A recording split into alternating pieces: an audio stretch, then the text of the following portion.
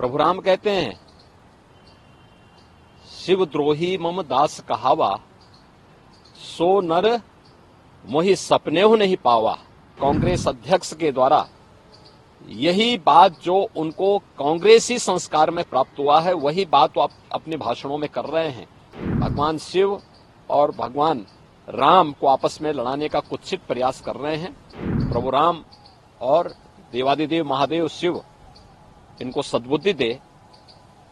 कम से कम जब अब कांग्रेस को लोग विसर्जन करने पर तुले ही हैं, तो अब तो सच का रास्ता अपना ले।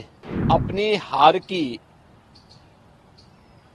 खिसियाहट को अब भारत की सनातन आस्था के साथ खिलवाड़ करके कर रहे हैं। भारत की सनातन धर्म की उपासना विधि में राम और शिव दोनों अलग अलग नहीं हैं।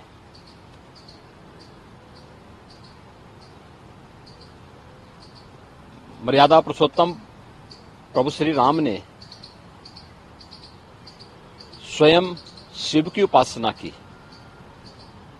और रामचरितमानस में अगर आप जाएंगे तो इस बात को देखेंगे कि भगवान शिव ने भी राम की उपासना की। दोनों एक दूसरे के पूरक हैं। प्रभु राम कहते हैं, शिवद्रोही मम दास कहावा, सो नर मोहि सपनेहु नहीं पावा। यानी अगर कोई भगवान शिव का द्रोही है और वह मेरा दास, मेरा भक्त कहलाने का दंभ पाल रहा है, तो मैं सपने में भी उसे नहीं प्राप्त हो सकता। ऐसे ही भगवान शिव भी कहते हैं। स्वाभाविक रूप से कांग्रेस की वास्तविकता सामने आ रही है।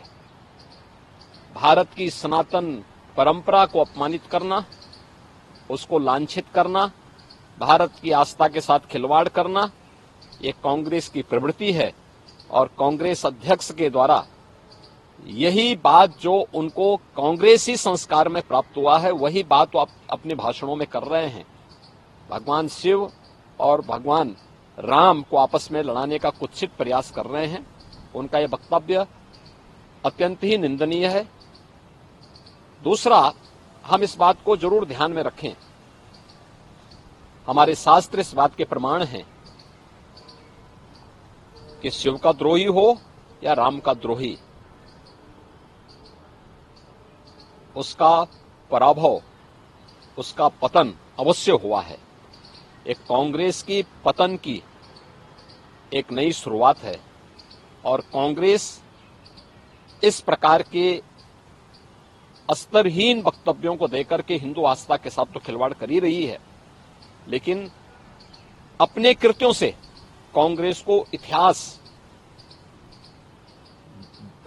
इतिहास की वस्तु बनाने की ओर भी कांग्रेस का नेतृत्व उसे धकेल रहा है।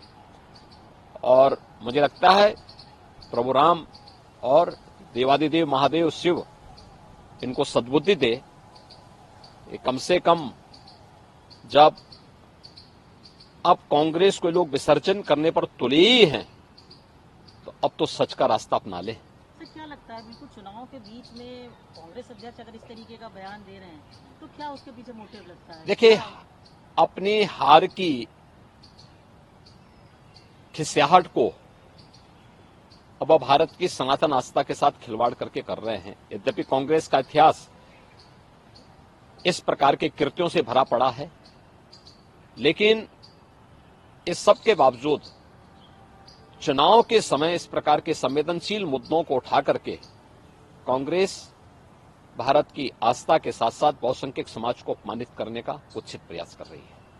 सर, हम कह सकते हैं कि बिल्कुल बड़े सारे मुद्दे कांग्रेस की तरफ से उठाए गए इस चुनाव में, अब आखिर में ये राम बनाम शिव पर आए हैं, तो क्या देखिए, आपस में बांटो और राज करो, कोई फायदा होगा?